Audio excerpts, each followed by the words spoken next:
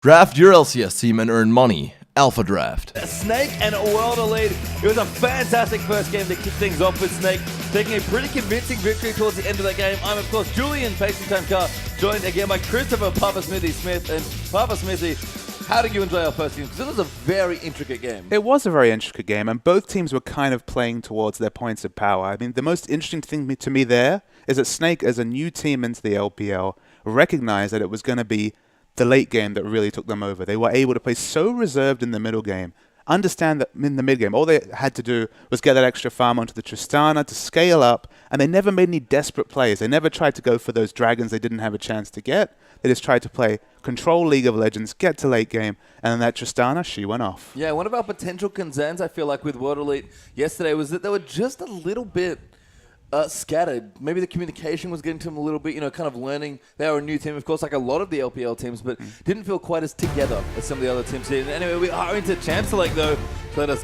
have a look at what we'll be getting in our bans here. Snake will ban out Rengar, Na, and Lissandra as their first two bans, and that's LeBlanc and Rek'Sai, as the two from World Elite. All right, still some very strong champions available right here. Rek'Sai, Jarvan is available here. Sivir, of course, we saw in the last game. There's a lot of potential options here. Jarvan is the final ban here. Janna's available. I've noticed kind of an interesting trend, Papa Smithy. A lot of teams, first of all, every match so far has been a 2-0, which is quite interesting. But I think almost all of the teams that have gone 2-0 have won their first game on the red side. Okay. And then they get and you basically get your pick. So, you do all the draft, everything happens, and you lose to something, you're just like, oh, that Na is way too good. And then you swap it over to the blue side, and you have the chance to first pick a really good champion, maybe get your Na again. It's really funny to me that the teams that are just winning on the red side, which is, the harder side to draft on, as Rumble is the first pick here. And this is the sort of thing where all these bans come through, and Flandre gets his Rumble again. And it's interesting to see that Rumble is kind of the champion is defaulting to, just because it's not a selfish champion. It's not the Fizz top that he's known for. It's not so much the Aurelia that he showed so much proficiency on in Game 1 yesterday. It's Rumble, the team fight god. And he's happy to pick that up. He's shown good, very strong, solid laning with that. And his equalizers have been on point in team fights, so why not pick up that champion? Yeah, World Elite, very similar looking team so far, but we'll see what they want to go for as they move through. And again with World Elite, just their game plan, they had the same plan as yesterday, basically. Let Spirit carry, kind of 4-1 split push and go from there. Executed much better in that last game, but I feel like just got out-executed or outclassed slightly by Snake in that game one. If they can pull it more together in this game, I think they'll have a pretty solid win. I mean, kind of my issue with that strategy is that even executed optimally, right? Even in the best case scenario, which it was quite close to that, Spirit was to the point where he could one-shot basically anyone sent to him. You still have that strategic downfall when it comes to objectives. It's hard to have objective control and have your jungler split pushing. So will they default to that strategy once again here, or will we see something a bit different? Well, World Elite did first pick Janna and Sivir as their pick, so taking away the Janna, I believe, from the last game. Crystal is back onto Tristana, but Nami is going to be the support this time around for Ela. That's the third Tristana game, I believe, from Crystal. It seems to be very much a comfort pick coming out there. Yeah. They don't have quite the disengage. Nami has a similar flavor to Janna, but not quite the queen of disengage like Janna. And look at these picks on World Elite. We're going to see some engage this time. Potentially. I mean, they've got time to swap things around here if they want to, but what's interesting is that Crystal just seems to default when he doesn't get Sivir. He's like, fine, we'll play late game. I'll play Tristan to you. I'll play Tristan to you. And it's been working out. He hasn't been able to punish that Trist pick. Even though in the last game he was 30 CS up, he was really pushing his advantage, Trist was able to get back in the game just because of World Elite's overall game plans. That's why I want to see World Elite mix it up, go for maybe more objective control, and see if they can really push that Tristana to a limit. Well, kind of an old school Spirit champion here. Maokai is the pick in the top lane, you have to think, but Kha'Zix will make a return here for Spirit. And Kha'Zix, he's kind of fallen in and out of popularity ever since release. He's still at a fairly strong level. He still has that reset assassination potential, just not quite what he was before. And it'll be interesting to see how they use this Kha'Zix in this game. Yeah, we'll see what Snake want here as well. I think Spirit, again, still picking a reasonable carry-esque champion. It's not sort of all in on the carry like Riven is, but it's a bit more like his Rengar from Game 2 yesterday, I think. I guess the one thing I'll say about Kha'Zix compared to... as we see some interesting picks coming out. Those are pretty sweet. But Kha'Zix in comparison to Riven is that you're probably not going to see Kha'Zix as the 4-1 split champion. Yeah, but can still maybe build more damage if he wants and go through. Looks like Ninja is actually going to get the Xerath this time around, but Bucker is going with Azir as his pick, and Beast has picked up Pantheon in the jungle. That could be very, very strong here. A lot of engage coming out of the Azir. I mean, he knows that he's going to be against a farm mid champion here. It's not going to be the Yasuo that they threatened. It's going to go back to the farming champion here. And Azir, his comfort zone is when he's away from those assassins, and it looks like he's managed to avoid them this time. Yeah, and a similar sort of look here as well from Snake. You have to feel, again, not very many tanks. Basically, Pantheon is the only real damage token on the team. A lot of zone control here with the Nami, with the Rumble, and with the Azir now as well. So similar sort of look, but not the same maybe AoE damage to help set up Crystal's resets on Trist. Not the same AoE damage, but still a lot of peel potentially, or engage for the Trist. So once again, they're happy to let Crystal get that late game champion, scale up, and then just see how the team fights unfold. Yeah, and again, Flandre also picking that, selfless top laner, wanting more utility from the Rumble. And I think it's a great point that you bring up they need more disengage, because Janna, of course, was the support they had last game, where they were much, Janna's kind of the one-woman peel squad, right? But needed a bit more this time, went for Azir's ultimate. So I just spied the loading screen here, and I think you've been trolled slightly, Pastry Time, by the Chinese out here. It's not a Pantheon jungle, it's a Kayle jungle. Oh, wow. That's a very different look. Absolutely. It is significantly different. They have no frontline tank, even a frontline off tank like Pantheon. It's all going to be about specific timing on abilities there, specifically that Kayle ultimate. And that's even more protection and utility for this Tristana. That heal and the movement speed crucially on Kayle's heal that can help her move through. As we are going to see what will happen here. That's a really intriguing pick. Crystal, a lot of eggs in your basket. We'll see if you can pull it out again on Tristana. But we've swapped sides here for Game 2 between Snake and World Elite. World Elite on the red side for this particular game, and it's Snake on the left side for their second and final game of these two teams for today. Yeah, you're right. The Kayle jungle brings a very different flavor, especially in a skirmish against the enemy jungles. You can see Kaz is going to have a lot of issue getting an assassination once Kayle picks up that ultimate. Crystal, she needs to watch where she moves right here, this Tristana. Yeah. Few too many friends here. Conan and Ninja already hanging out in the brush, and STYZ has gone back to Sivir as well in this particular game. In fact, I think all 5 members of World Elite are down here, and Ella instantly wards as Crystal takes an auto attack. So they'll have vision of this bottom side of their jungle. In fact, they've got all of their entrances covered right now. Yeah, it'll be interesting here. I mean, I really like the Maokai pickup here just because so much AoE damage coming down from the Rumble. Maokai can deal with that. And in lane, it's a very even lane matchup there. Of course, because Rumble has such short cooldowns on his Q and W ability, 6 seconds on both those abilities, he's going to always be charging up those spells. So you're going to see plenty of heal coming out of the Maokai passive in the top lane. So it should be a fairly equal tank battle. And we've seen quite a lot of this actually from the Chinese teams in particular. A lot of warding on specific small jungle camps. Both teams have actually warded their Krugs with their trinkets. They want to make sure they can get information on where the junglers are starting. And you can see kind of the fruit of that as we see Sivir. She's up the top lane here, so we could see a lane swap. Yeah, starting that swap, it seems like STYZ will walk in basically unannounced to that top lane and start off there. Looks like everyone's helping Spirit right now, both Aluka and Conan, although Conan will now rotate up. So we are going to have a lane swap here. Aluka will double jungle to start things off here, and we're going to have the lane swapped around a little bit. Importantly, even though they got a ward down on the Krugs, they're not a ward on the red buff here. So this has been completely unsided by Snake. A successful lane swap coming out from World Elite. Yeah, we've seen quite a lot of red buff starts as well from jungle, especially when you get help from your teammates here, but Crystal and Ella will rotate down. I have to feel that this might favor the Tristana in terms of free farm, but STYZ Sivir could get the push on early. Obviously, they're trying to avoid that Maokai Rumble matchup there. I mean, in the very early game, levels 1 to 5, and when the ultimate comes out, Rumble does have the advantage. But if they switch around, say, level 6 or 7, once you get closer to, the null magic mantle and building it into a bit more magic resist there, Maokai a lot more comfortable in the lane after then. Maybe trying to pick on Flandre a bit more. And I don't know if this was intentional, but the fact that they knew the bottom had been warded kind of incentivized Beast to start on his left side of the jungle, which actually means that now that Flandre knows the swaps happen, has a lot less camps and experience to share with Beast. Absolutely, and that's the thing. Because they didn't get the successful ward down, they've reduced the amount of experience that Flandre could have picked up with the jungle follow there. So a big strategic victory from World Elite from level 1. Yeah, really nice stuff here. And Crystal and Ella will start pushing in their explosive shot already leveled there for Trist. Beast actually going to walk in and start a 2v2 here. We haven't seen this in a very long time. Yeah, it's something that Cloud Templar was famous for, obviously, on the Rammus jungle days. It's necessary here just because Sivir can put so much damage and turret pressure down. Beast there will last hit the one that Flandre was going to miss. So babysitting his top laner nicely. Conan going to start to roam a little now as well on Janna. I believe known for Leona play normally. A big Leona player potentially. He does like the roam ganks, and even on Janna he does have the ability there. Yeah, going to come through. Ninja there. Oh, Baka knows what's up now. He'll be able to get himself away. Duke not quite out of the tornado, but he'll be fine for now. Zia versus Zero. It's kind of an interesting matchup.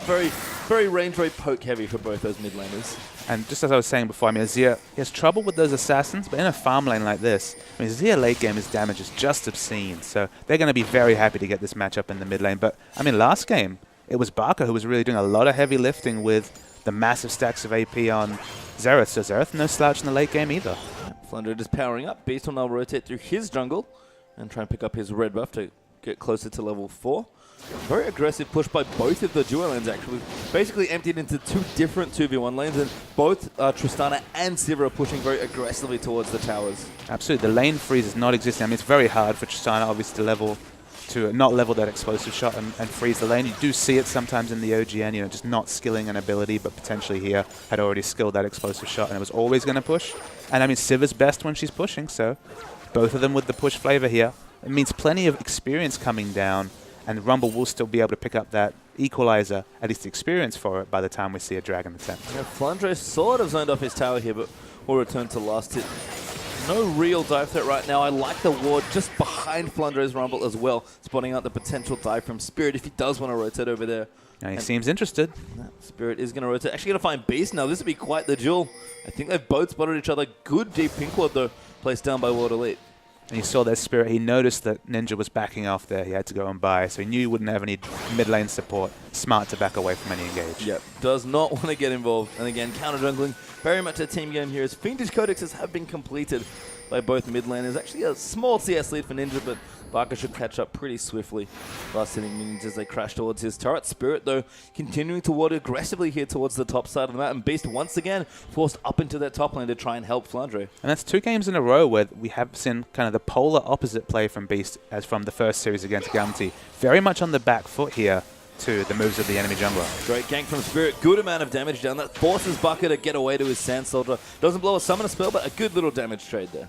Absolutely, and I really like Spirit's play here. He's not going for that selfish build Riven, you know, to look to split push himself, but he is snowballing his lanes very effectively. Just wants to go in. Barker keeping his distance on this Azir, poking the minions down from afar.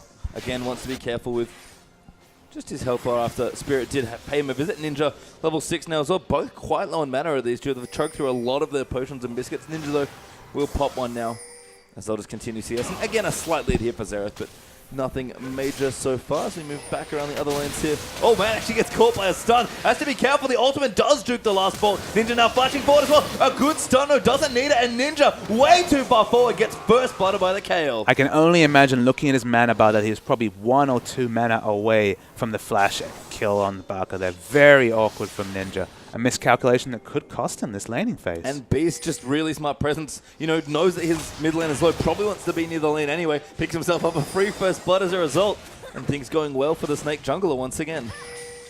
Sometimes things fall on your lap, Pastry Time, and that was one of those times. I certainly know that feeling as Beast. Do a bit of a mid laner impression here. Spirit actually doing the same here on Kha'Zix, and both junglers farming up nicely, pretty close in CS, have their initial jungle item, not enchanted but finished up already. Be interesting to see whether we see the Magus enchantment or the Devourer enchantment coming out from Kayle. There's kind of 2 flavors to it. Previous to the Devourer nerf, that would have no question been the pickup just because it synergizes so well with Kayle's overall kit, that attack speed. But 20% cooldown reduction on a champion who loves to stack cooldown reduction is also a very compelling buy as well. So interesting to see which direction the Kayle goes with their build. And we've actually had a swap back here. Beast has started this dragon and his dual lane zoning out the other duo here from World Elite. So there's a pretty aggressive dragon coming up, but we're going to have Barker rotate down on Azir as well. And that actually looks like they'll just take this dragon uncontested. Spirit's not in the area. He's actually recalled quite low on health. Barker's zoning out Ninja now as well. That's almost a kill. Sand Soldier's not quite in range for the last auto, and that should give the dragon over to Snake. Disgusting damage already coming out, and you have to think facilitated by that 1 kill coming down on Ninja. It's such a sneaky dragon as well. Amazing to me that World Elite rotate their bottom lane down as the dragon does go down. Although Crystal does hop away, has to be a bit careful. STYC coming in. The tornado is beautifully lined up. The heal is popped though, but the ult's going to move in. There's the flash out, and Ninja goes down to Snake, but Beats is going to rotate through. Now Ella's here as well, and STYC's forced to flash. Some of the calculations on damage by World Elite when it comes to turret diving have struggled a little bit there. And you have to say, you're correct. They made that rotation. They brought down their duo lane to give themselves some dragon pressure.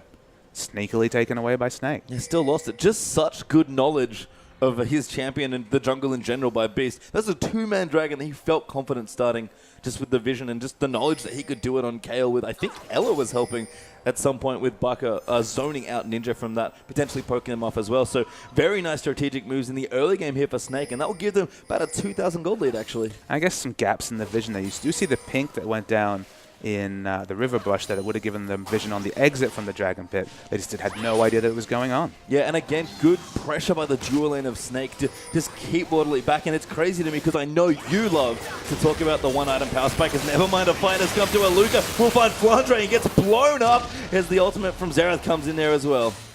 Yeah, much better play from Ninja right there. Great roam on Xerath, usually thought of as a very immobile champion. They pick up an answering kill, but so far the objective snowball firmly with Snake. And STYC with the BF so can try and push aggressively here, but Crystal's level 7. Probably got as many points as he can afford into that explosive shot.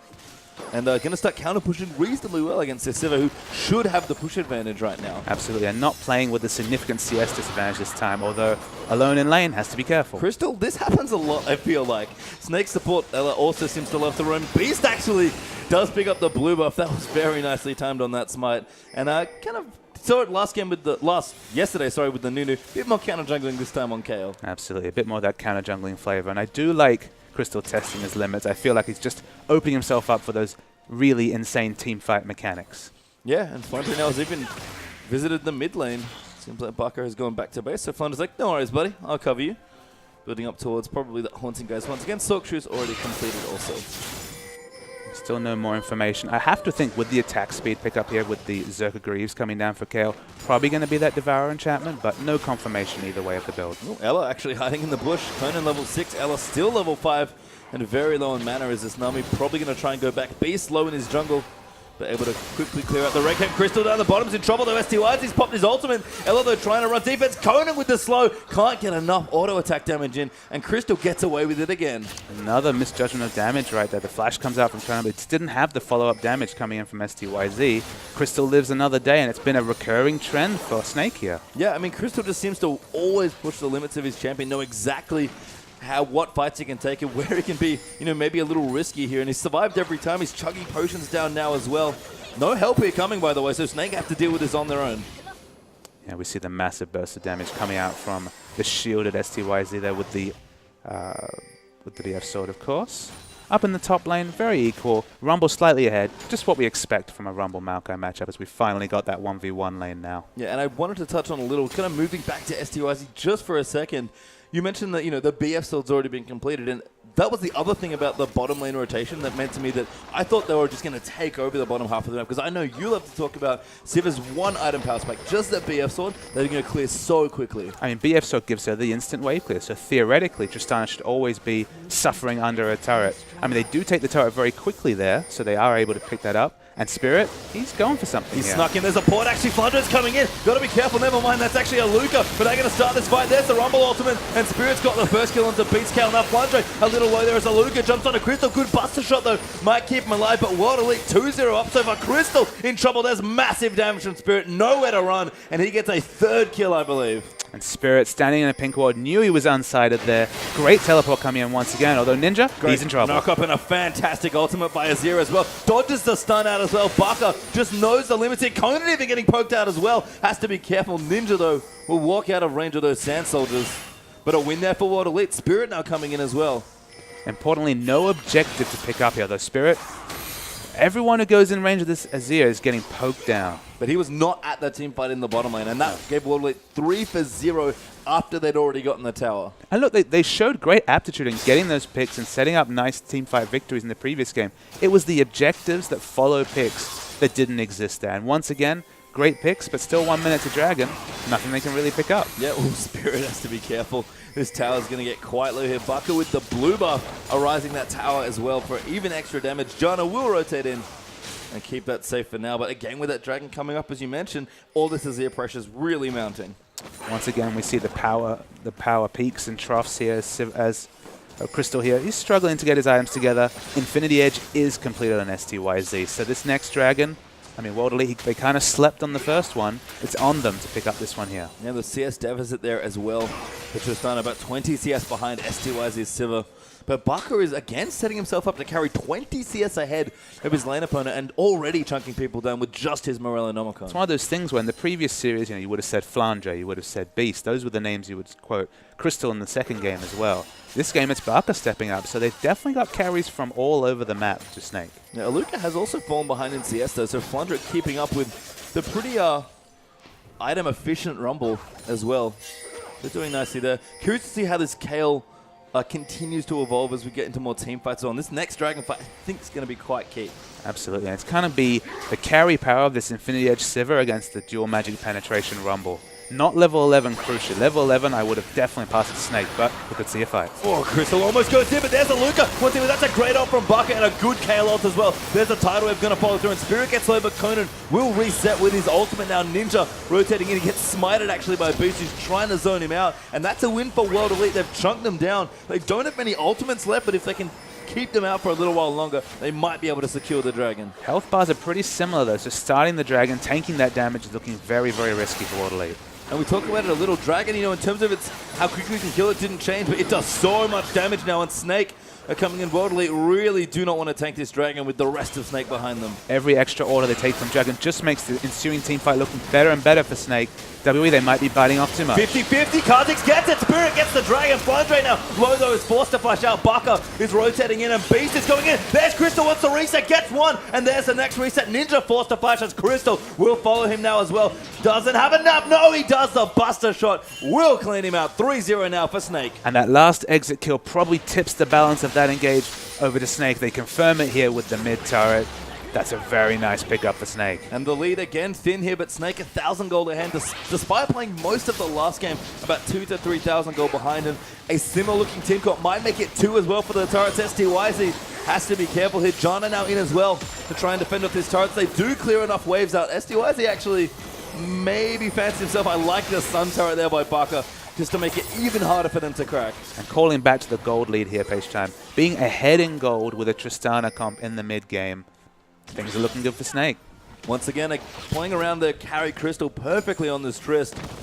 And Crystal's decision-making as a Tristana player has impressed me throughout the games I've seen him play it so far. Not just the lane where we saw him snowball with a Trist, but his teamfight decisions and resetting ability, his general situational awareness is just fantastic. And you look at some of those situations where he gets almost caught in the bot lane, and you might be quick to say, I don't know about this positioning, but it just feels like he's testing his limits, because when it comes to team fights, he always seems to maximize the amount of damage he does. Yeah, and again, the team fighting as well from Snake has been so coordinated, which is just impressive to me. It's not just that Crystal understands the limits of his champion and knows when to go in. Oh, flat hiccup there, but Sivir has gotten the kill on the tower. Spirit, that looks like he's taken out Flandre, so teamfight has started off. But we'll talk a little bit about the next teamfight here. Is again, the thing that's impressed me about Snake, especially as a new team in the LPL, their coordination has been on point. It's not just Crystal understanding the limits of his champion, knowing when to go in and knowing when to back off. Everyone is setting him up in these fights to make sure they can snowball. And some of that's in the team comp, obviously. To be fair, we have the Janna, we have Azir who can displace. There's a lot of peel for this Tristana here. But again, it's just everyone knows their role and follows it. And that's the sign of a good team. Beast gets his blue buff, though Baka may have liked it, so World Elite will deny that away from the mid laner this time around. Infinity Edge is creeping up as well by Crystal. He's missing his BF sword and, of course, the actual item itself. But he's picking up some farm now, evening things up a little bit more. About 10 CS behind as he takes out the Raptor camp. But things are ramping up here for World Elite. And that gold lead with that last little exchange seems to have thinned out a little. About 500 gold now for Snake. 500 gold, but crucially, Tristana powering up. And that's I'll keep coming back to that point, but it's on a Sivir to push an advantage. It's not on a Tristana to push anything. And we talked about Baka Xerath last game, really having, I guess, the power in the mid game to carry his team through and get Crystal to the late game where he could shine. Again on this Azir, I feel like he's in a very similar position. Absolutely. I mean, he's scaling up. I mean, crucially, look at the ward coverage here from both teams. It doesn't feel like World Elite are translating any of their power into aggressive warding here. A couple of wards on the top side of the jungle, but basically no vision on the bottom side of the jungle for World Elite. Crystal here will farm up. STYZ always fancies himself these aggressive engagers, I feel, but Ellis here is all level 7. Crystal hitting 11 there as well, so getting a good amount of farm and crucially experience as well. Fancies the crit, wow. Takes off quite a lot of SCY's health, and they're going to siege up this turret. Azir's actually down here as well. Important to know that was a static shift with pickaxe critical strike. Yeah, not even the Infinity Edge here as Ninja's going to rotate to help out with the wave click. Gets assaulted by the Gromp as Water Elite have started that. And this tower is not long for this world, potentially. If Snake want to really commit to the 3-man push, but 4 members now have been pulled by them. 3 for Water Elite. Tristana going to pop that rapid fire. And this tower's going to go down. That's going to make it 2 for 3, actually. Water Elite still ahead on turrets. And Maokai able to get some damage on the top turret here. Rumble just coming down to help his team if he needed to cut anyone off. Maokai, he'll get able to equalize the gold with the top turret, but overall, Snake seem happy. That last little exchange there from Water Elite that we may have missed. Picked them up the mid turret, I believe, so that's where that little advantage comes from. 4-2 now in favor of Water Elite for that particular metric. Baron is up in 50 seconds, but he's probably not going to be looked at for another 5 to 10. And again, a very popular Maokai item there, that move speed item, that really helping Maokai get in and engage for his team. I guess it's worth knowing for the spectators that, you know, even though it is a 4-2 turret advantage to Water Elite, that does include Azir turrets, I believe. So might be a bit misleading in terms of the global gold coming out there. That's interesting. I think you're right, just sort of counting the turrets on the minimap. That's very curious here. There's going to be a lot of turrets killed this game potentially. Absolutely. There could be plenty of turrets killed this game. Some unbelievable amount here as Ninja will go back looking towards his second item now. Need to see large rod for Bucker's Azir as well. So powering up to possibly a Zhonya's or a Rabadon's, depending on where he wants to go with that power point. Yeah, the one thing I can say is that Spirit is looking very good on this Kha'Zix.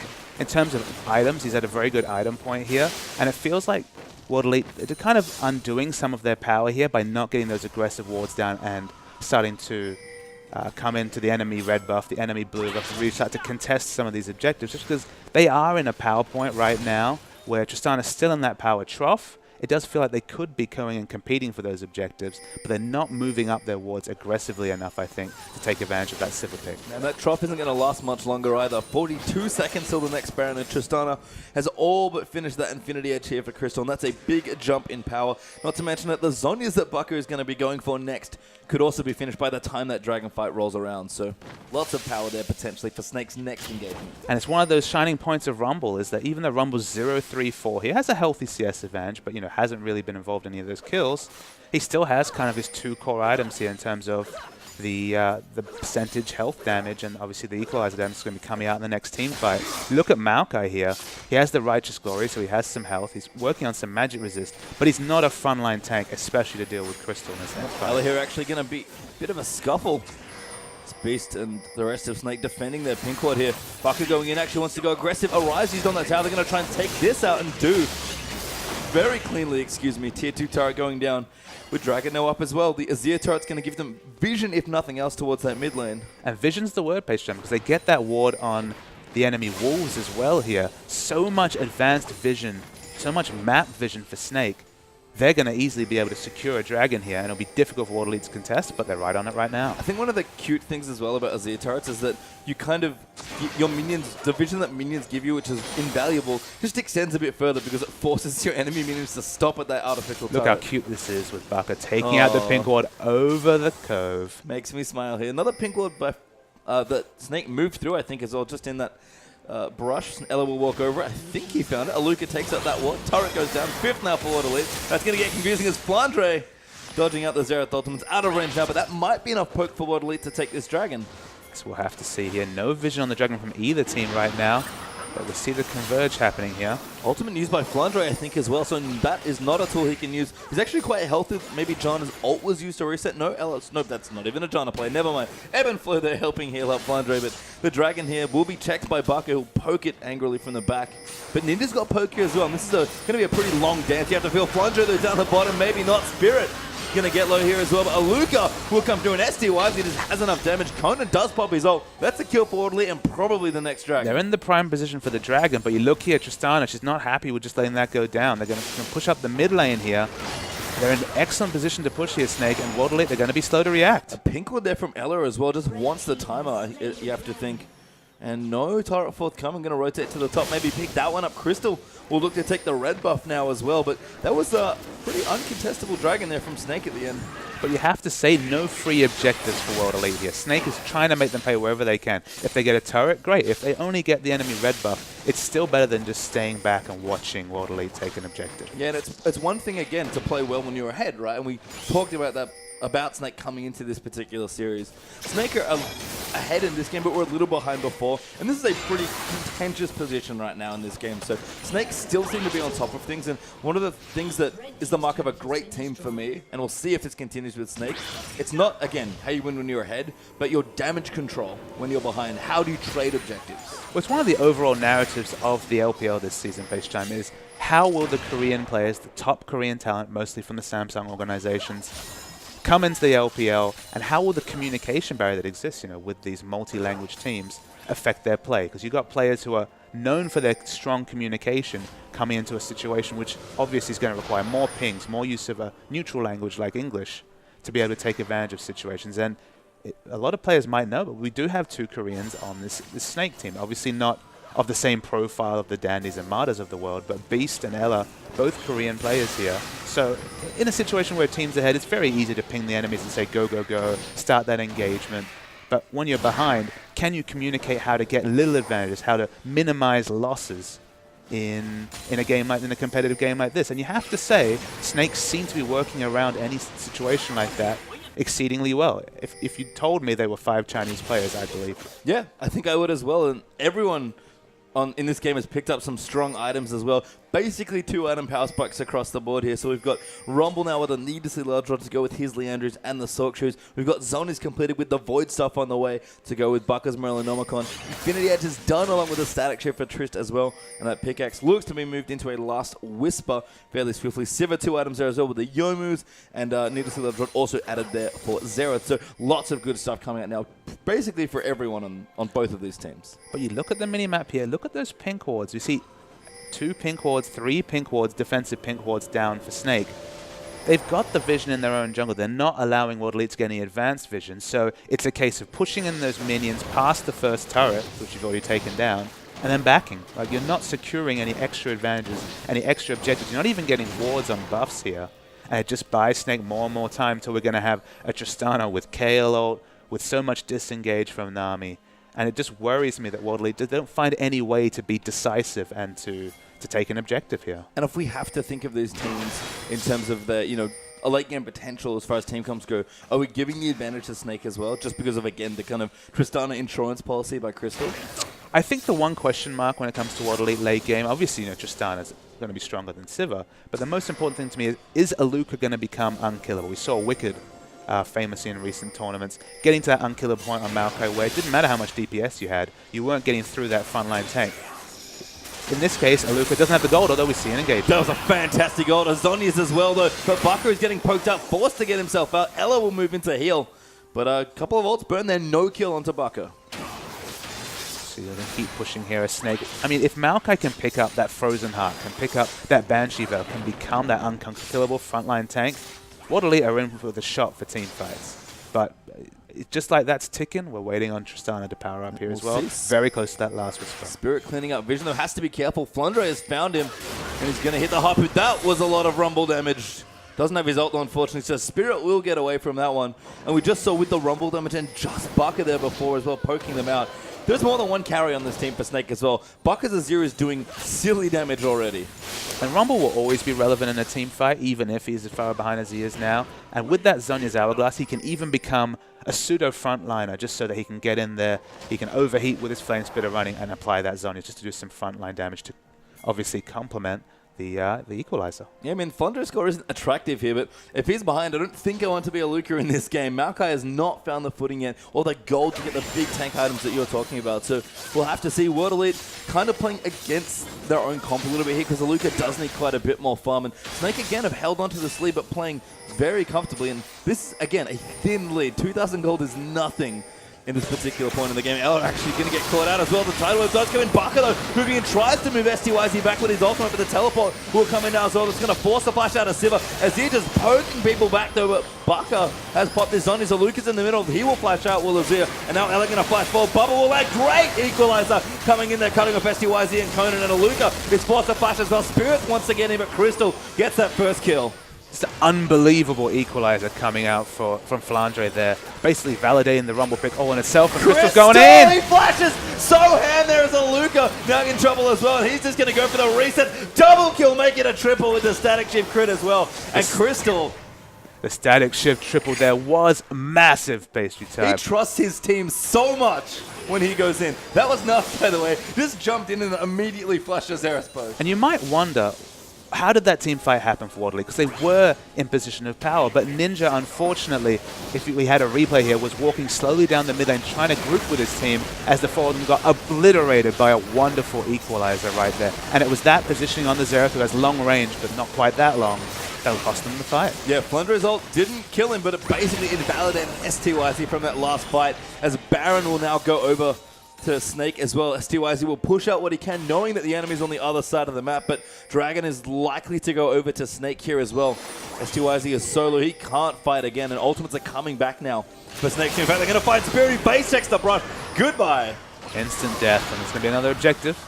Crystal just going in. STYZ's forced to pop his ultimate, and this Dragon's going to be the second here now for Snake, taking the two big objectives off the map in about as many seconds. Absolutely, and it's only going to get worse for Waterley, I'm afraid. If you look at STYZ, he's so worried about the magic damage coming in that he actually picked up the magic resist here so early here. After 2 AD damage items, he picks up the magic resist. He's obviously so concerned about the magic damage coming out that he's worried about, you know, even the Bloodthirster. He could have gone for like the safer of the damage choices just to give himself a shield to take some damage. But, I mean, his power trough is coming in right now, and Tristana's, especially after that triple kill, is only starting. Yep. Again, Crystal just find his team giving him all the tools he needs to succeed, I feel like. It was only the one game where we saw Crystal just go aggressive, find a good time to snowball, get kills with his spells in lane, and actually snowball on Triss, which is quite rare.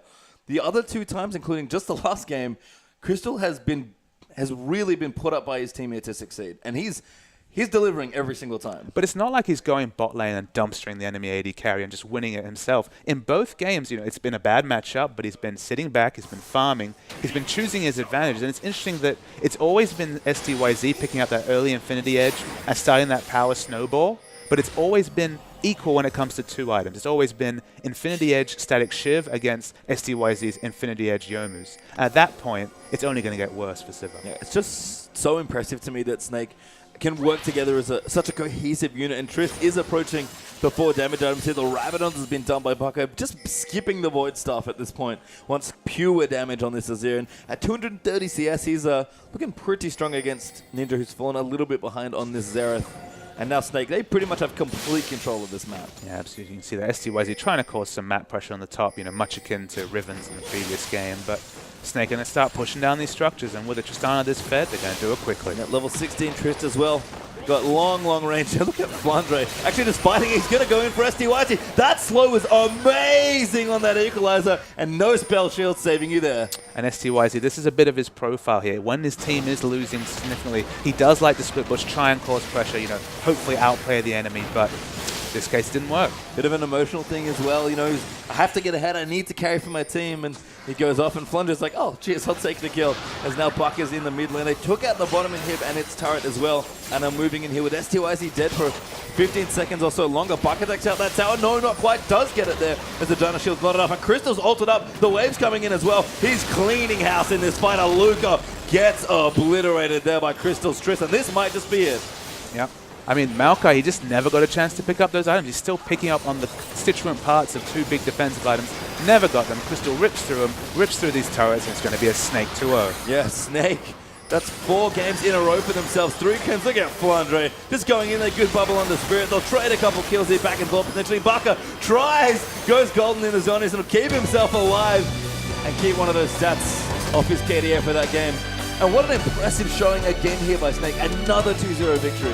And I guess the most interesting thing to me is they're showing gears Pastry Time. They're not all in all the time. It wasn't Beast all over Spirit's jungle. In fact, you could say that Spirit, to some degree, out-jungled Beast in the early game in both games here. But Snake able to understand their power spikes, able to hold back there, wait for their Tristana to scale up, and then the carnage was clear.